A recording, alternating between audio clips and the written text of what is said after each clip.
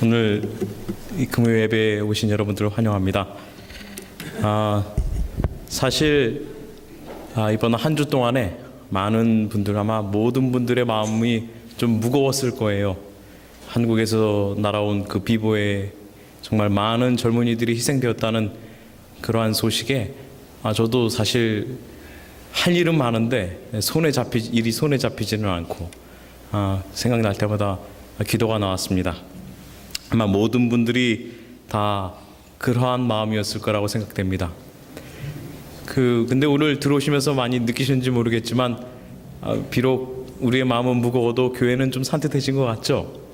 네, 우리 조원직 장로님 또 김진달 장로님 너무 고생하셨어요. 이 의자를 다시 새로 리빌딩 하는데 한 주일 내내 고생하시고 아주 예쁜 모습으로 교회가 이제 꾸며져 가는 것 같습니다. 이제 한 다음 주나 늦어도 다다음 주 안에는 모든 의자가 다 완성될 것으로 생각됩니다. 사실 일어나서는 안 되는 일이 일어났습니다. 우리가 잘 아시는 대로 인천을 출발하여 제주로 가던 세월호가 진도 앞바다 1.4마일 해상에서 침몰하는 소식이 날아왔습니다.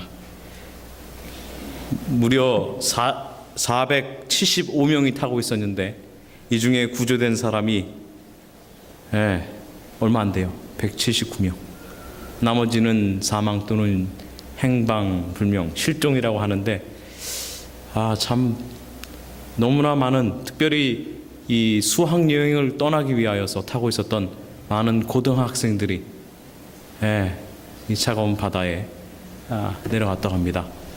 우리나라에서 가장 큰 여객선이라고 해요. 일본에서 들어온 6,800톤급 여객선. 근데 진도 1.4마일 해상에서 침몰되었다고 이런 비보가 날아들었습니다. 많은 부모님들, 관계자들, 선생님들, 가족들 너나 할 것 없이 똑같이 마음속으로 울고 그런 모습을 우리가 보았습니다. 이 사실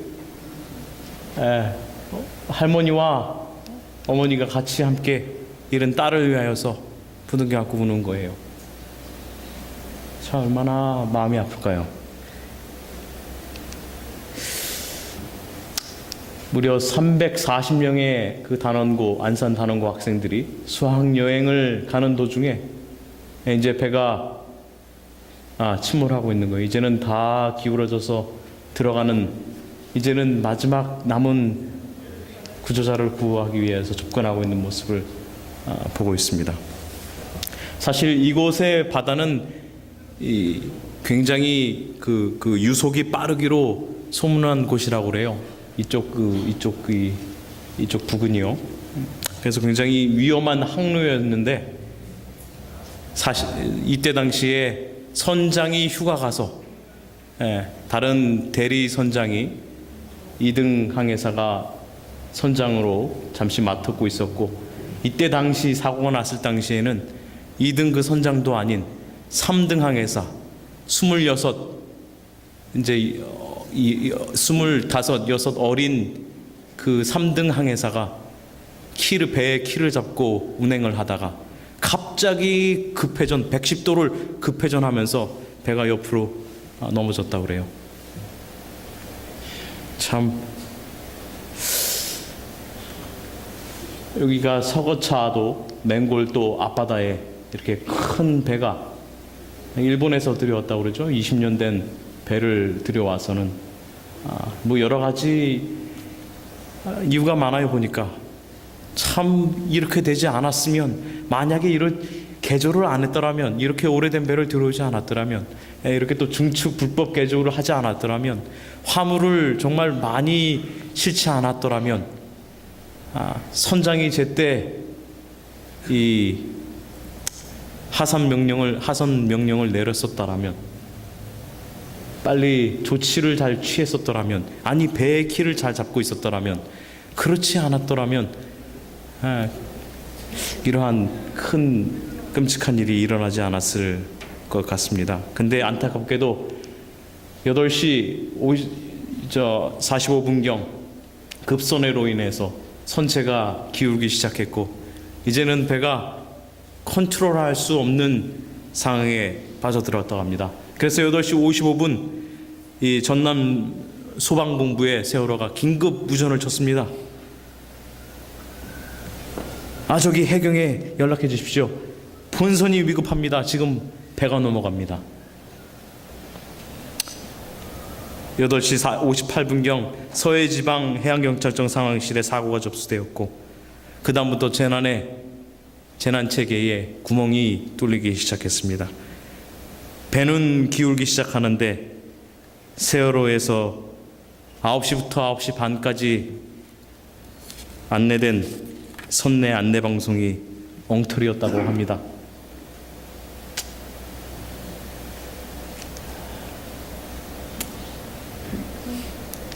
모든 학생들, 사실 많은 학생들이 빠져나오질 못했어요. 나머지 이제 그 앞에 있던 이 학생들과 어른들 몇 사람들이 이제 빠져나오는 모습을 보고 계시고요. 5살 된 권지영 아이, 어떤 고등학생이 빨리 이 아이를 자기가 가지고 있던 구명조끼를 벗어줘서 입혀주고 가지고 살아났는데 제주도로 이사 가고 있었던 모든 가족들은 다 죽고 홀로 살아남았어요.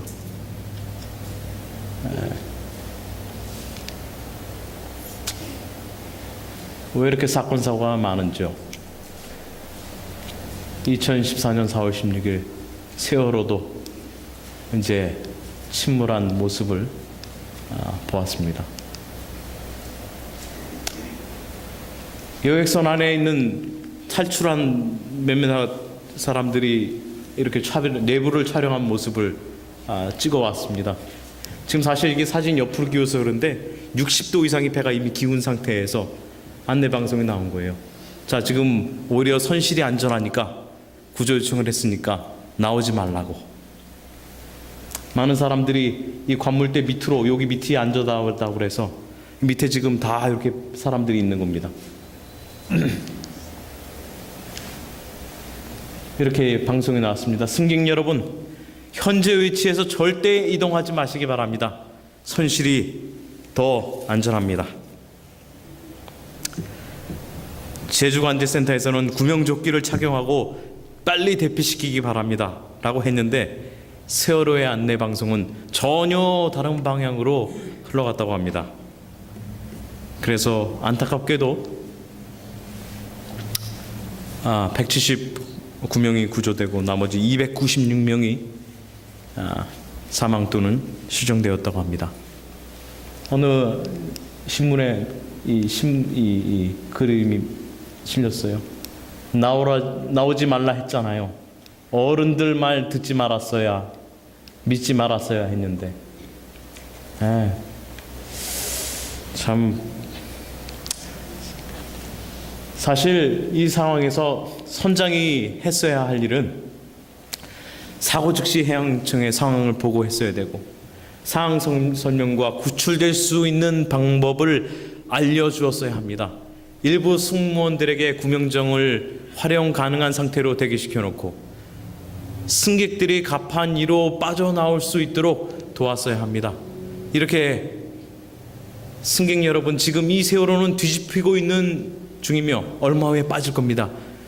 우리가 침착하게 질서 있게 행동한다면 우리가 모두 다 살아남을 수 있습니다 라고 방송을 했어야 합니다. 이렇게 또 방송을 했어야 돼요. 우선 구명조끼를 꺼내어 입도록 하십시오. 구명조끼는 의자 및 혹은 보관함에 있습니다. 혼자서 입기 힘든 분이 있으면 서로 도와주십시오. 입으면서 들으십시오. 조만간 우리를 구출하기 위해서 구출대가 올 것입니다. 우리가 해야 할 것은 갑판으로 빠져나가는 것입니다. 우리가 빠져나갈 수 있는 비상구는 작은 두 개의 몸입니다. 젖먹던 힘까지 다 내어서 물이 닿지 않는 곳으로 올라가 있어야 합니다. 물건들 챙기려 애쓰지 말고 주머니에 전화기만 챙기고 배의 가장 높은 곳으로 차례차례 올라가시기 바랍니다. 올라가시면서 들으십시오. 올라가시면 우리 승무원들이 구명정을 준비해 놓고 기다릴 것입니다. 혹 구명정이 준비되지 않았다면 침착하게 물이 닿지 않는 가장 높은 곳으로 올라가 떨어지지 않게 꼭 붙잡으십시오. 남자분들 몇 분은 주변에 커튼들을 다 뜯으시고 위로 먼저 올라가시기 바랍니다. 커튼을 찢어서 밧줄 대용으로 사용할 것입니다. 혹은 난간에서 떨어질 위험이 있기 때문에 몸을 난간에 묶는 데 사용하거나 서로를 연결하는 데 사용할 것입니다.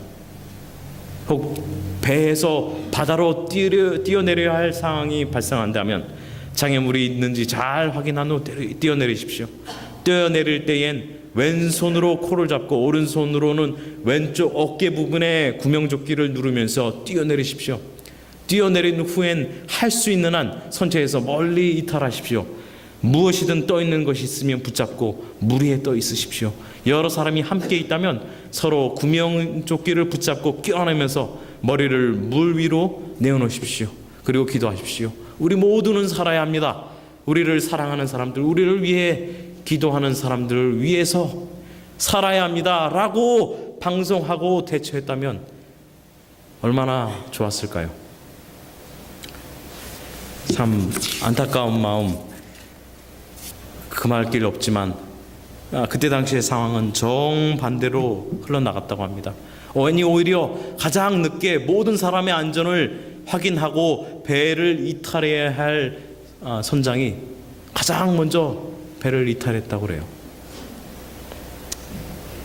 안타깝게도 많은 학생들이 잘못된 선장의 말을 믿고 그 배에 갇힌 채로 구명조끼를 입은 채로 그 배 안에서 뒤집히는 것과 함께 차가운 물속으로 가라앉고 말았습니다. 이걸 보면서 사람의 목숨이 참 별것 아니구나. 아무리 재산이 많고 지식이 많고 가진 것이 많고 쌓아온 덕이 많고 사회적 인기가 있을지라도 인간은 실수가 많고 나약한 존재이구나 라는 것을 느꼈습니다. 몇 주 전 우리 금요일 밤에 9시 6분 7분경에 우리 겪었던 지진 있지 않습니까? 여기서 저는 여기 서 있고 우리 찬양대원들 쭉 앉아 있는데 뭐 삐걱 소리도 안 나는 것 같아요. 갑자기 땅이 저쪽 뒤에가 이렇게 요동치면서 파도처럼 올라오더라고요. 뭐 삐걱 소리 전혀 흔들리는 소리도 안 나고 한 30초 동안 아무도 소리를 못 내고 쥐죽은 듯이 있었던 기억이 있습니다. 여러분들 세상 어디를 가도 안전한 곳이 없습니다. 우리의 목숨도 언제 어떻게 어느 순간에 어떻게 될지 몰라요. 세상의 경제는 불안함 속으로 계속 내어 달리고 있고 우리의 미래를 더욱 불안하게 합니다. 사회적, 정치적 모든 것을 볼 때 우리는 세상의 불안함 속에 소용돌이 속에 있는 것을 더욱더 느끼게 됩니다. 여러분들 이러한 때에 말씀 안에 거하시길 바랍니다. 예수님께서 이제 예루살렘 성에 멀리 예루살렘 성에 보이는 감람산에 올라가셨습니다. 이때 제자들이 예수님 근처로 와서 이 예루살렘 아름다운 이 예루살렘 성에 대해서 이제 막 이야기를 꺼내던 찰나에 예수님께서 그들의 오심을 보시면서 마태복음 24장 37절 39절에 이렇게 말씀하셨습니다. 노아의 때와 같이 인자의 임함도 그러하리라. 홍수 전에 노아가 방주에 들어가던 날까지 사람들이 먹고 마시고 장가들고 시집가고 있으면서 홍수가 나서 그들을 다 멸하기까지 깨닫지 못하였으니 인자의 임함도 그러하리라. 너무나 잘 아는 말씀입니다. 예수님께서 마지막 시대의 징조에 대해서 그때의 상황에 대해서 꼭 노아의 때와 똑같을 것이라고 말씀하시고 계십니다. 왜 하나님께서 사람들을 당신의 형상대로 창조하였던 사람들을 왜 멸망시켜만 하셨을까요? 왜 또 노아 방주가 필요했고 그것을 왜 지어야만 했을까요? 우리가 잘 알다시피 그 당시 하나님께서 심판 전에 노아 방주를 지으라고 했습니다. 그렇죠? 또 인자의 때는, 예수님의 오심의 때는 노아의 때와 같다고 했는데, 홍수의 심판을 피할 수 있었던 자들은 단지 8명, 방주 안에 들어갔었던 그 8명 뿐이었고, 그들은 마지막 그들에게 임한 심판을 피할 수 있었습니다. 여러분들, 역사는 중요합니다. 그렇죠? 왜냐하면 역사는 반복되기 때문에 그래요. 왜 하나님께서 홍수로 사람들을 멸망시켜야 했을까요? 120년 동안 노아는 외쳤습니다. 여러분들이시여. 여러분들이 아니에요. 어떻게 보면 자기의 조카, 형제, 자매, 손자, 손녀들, 증손자, 증손녀들이었을 거예요. 다 가족이지 않았습니까? 다 친척들이에요.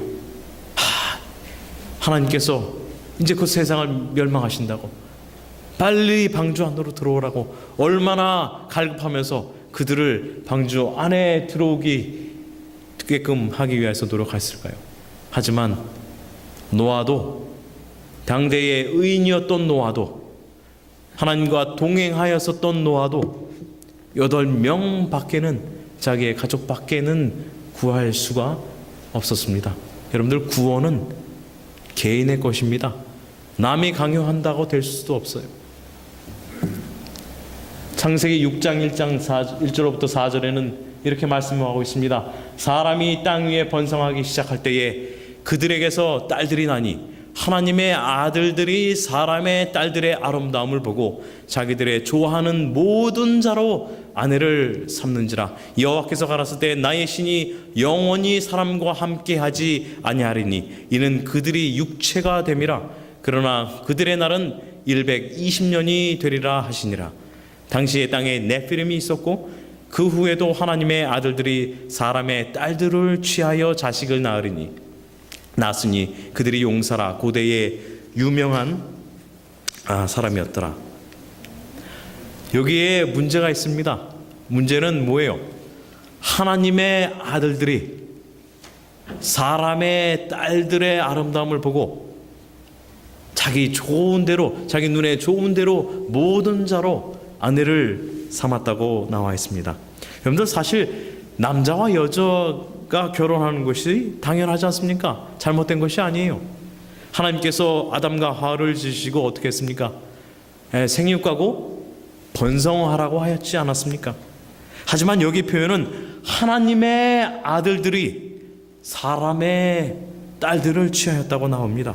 그들과 결혼했다고 나와요. 사실 여기에는 여러 가지 해석들이 있습니다. 하나님의 아들은 천사들이고 사람의 딸은 인간이었는데 신과 인간이 합쳐졌다. 근데 문제는 사람들이 번성하고 인구가 늘어날 때 사람들이 자기 눈에 보기 좋은 대로 아내를 취하였다라고 이렇게 해석하는 신학자들도 있습니다. 근데 여러분들, 성경은 함축되었죠. 사실 우리가 여기 하나님의 아들들은 셋의 후손을 가리키는 것을 우리가 알 수 있습니다. 그리고 사람의 딸들은 아마 가인의 후손이었을 것이다, 이렇게 해석하는 학자들도 있어요. 여러분들, 요즘 젊은이들 어떻게 배우자감을, 연애 대상을 고르는지 아십니까? 요즘 젊은이들이 어떻게 배우자를 고르는 것 같아요? 여자들은요, 결혼할 정도의 여자들은 이렇게 얘기를 한다고 합니다. 그 남자 돈 잘 버냐? 그 남자 어느 직장 다녀? 그 사람 집이 있어? 차가 뭐야? 그런다고 이야기를 해요. 남자들은 이렇게 물어본다고 합니다. 그 여자 예뻐? 이 여자 정말 그 여자 예뻐 그러면 진짜 예뻐?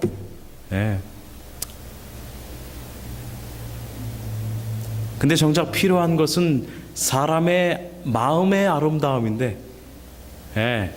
이 안목의 정욕이 사람의 이성을 가려버렸습니다.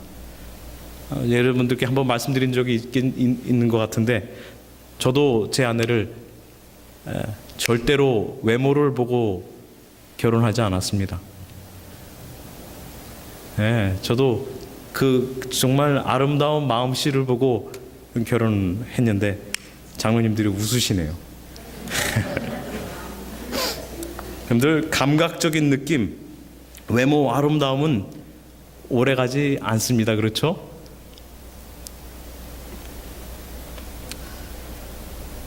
신앙이 아름답고 마음이 곱고 선하고 그리스도 안에서 바르게 자란 그런 사람이 정말 아름답지 않습니까?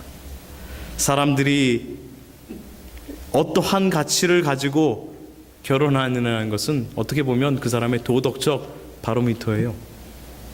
그래서 하나님께서 성령의 음성을 거절하니까 더 이상 성령께서 역사할 수 없기 때문에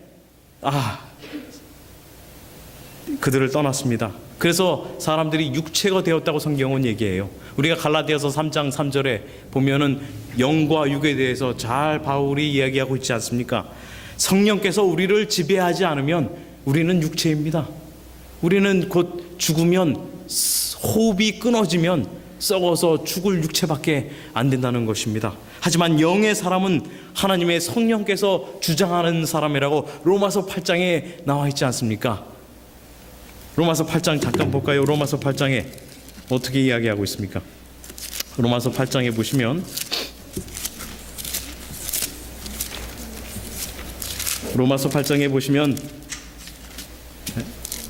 그러므로 이제 그리스도 예수 안에 있는 자에게는 결코 정죄함이 없나니, 왜요? 이는 그리스도 예수 안에 있는 생명의 성령의 법이 죄와 사망의 법에서 너를 해방하였습니다. 사실 결국은 이것이 로마서 7장에 이어오는 결론입니다. 로마서 7장에서 무슨 얘기예요? 영과 육의 얘기 아닙니까?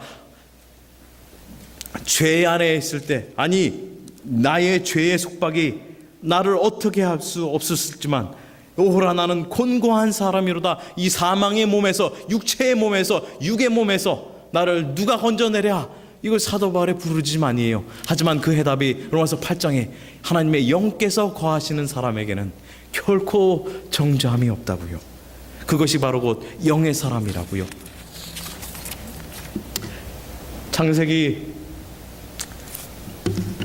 다시 3절 4절에 보시면, 나 여호와께서 가라사대 때 나의 신이 영원히 사람과 함께하지 아니하리니 이는 그들의 육체가 됨이라. 하나님의 영이 떠난 겁니다.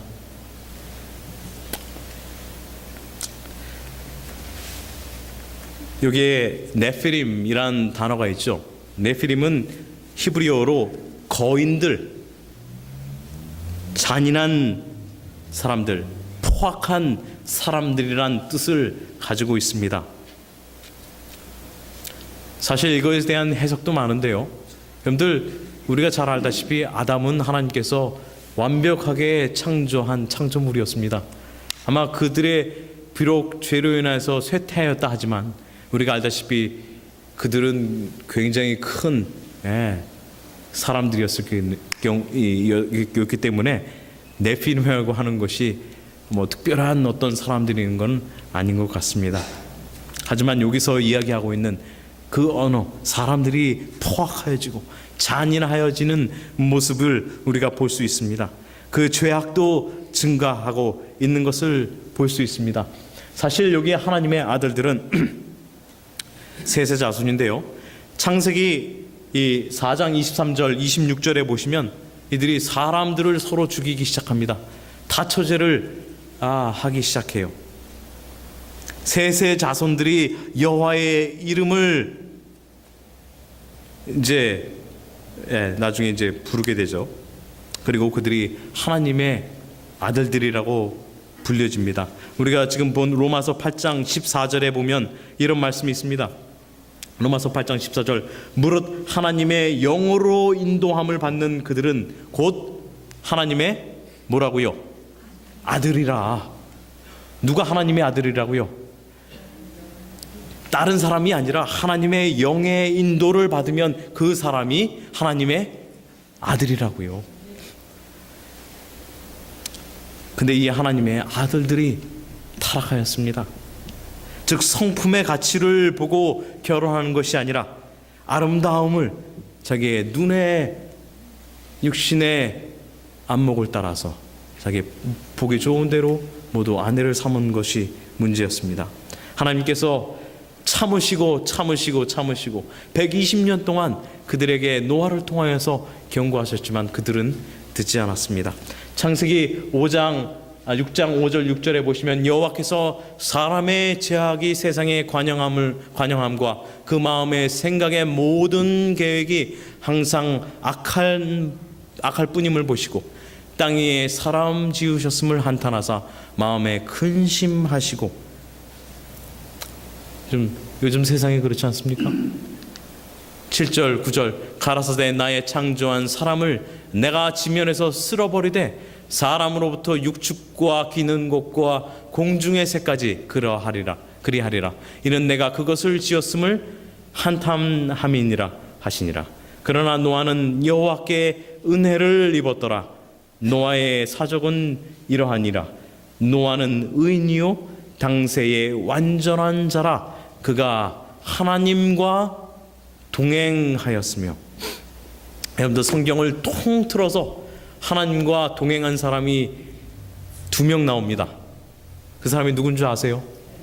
에녹과 노아입니다. 노아가 어디서 배웠을까요? 노아가 누구로부터 하나님과 동행하는 것을 배웠을까요?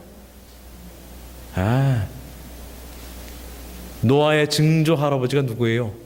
에녹이었거든요.